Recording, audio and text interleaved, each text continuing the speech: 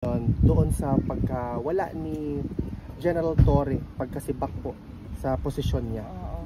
Do you have an opinion about that? Wala akong comment sa ni General Torre. Ano bang tawag doon? Pagtanggal. Removal. Uy, nagkita na naman tayo dito. Nagkita naman tayo dito. Ay ma'am, di ba dapat pupunta ka din ng Kuwait? Sabi ni Councilor Moca. Japan po, yung Japan. Next month yun. Oo, sa September. Pero sabi niya Kuwait eh. Sabi niya punta ka daw Kuwait. Tapos, ngayon ko lang naalala. Pero tuloy po yung Japan nyo? Yes, tuloy yung Japan. Na-set na yun ng Filipino community. VP, on another question, what is your opinion doon sa sinasabi nilang extradition daw ni Pastor Apollo Quiboloy and Senator Risa Hontiveros already made a statement na dapat mag-cooperate daw yung Philippines?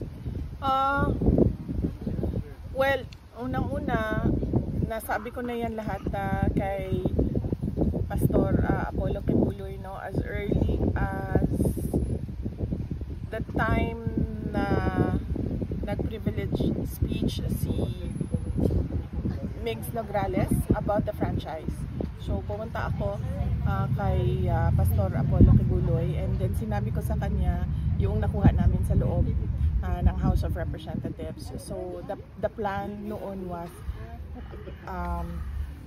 a franchise first, and then next is local cases para mahuli siya, and then dismiss the local cases, and then turn him over to the United States government for extradition. So alam yan lahat ni Pastor Apollo Quiboloy as early as the moment na nag-privilege speech si Migs Nograles at the time. Ma'am, do you think karma yung nangyari kay Torres since siya yung dahilan kung bakit napunta dito si PRRD at saka si Pastor Quiboloy nakulong din?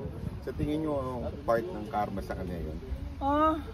Hindi ko kasi masabi kung karma ba yun o hindi kasi Diyos lang naman kasi talaga ang makakapagsabi, no, kung ano yung karapat-dapat para sa isang tao. So siguro part lang yun ng journey niya sa buhay niya. Sometimes nandoon ka sa taas, and then 85 days later nandun ka sa baba. Ganun.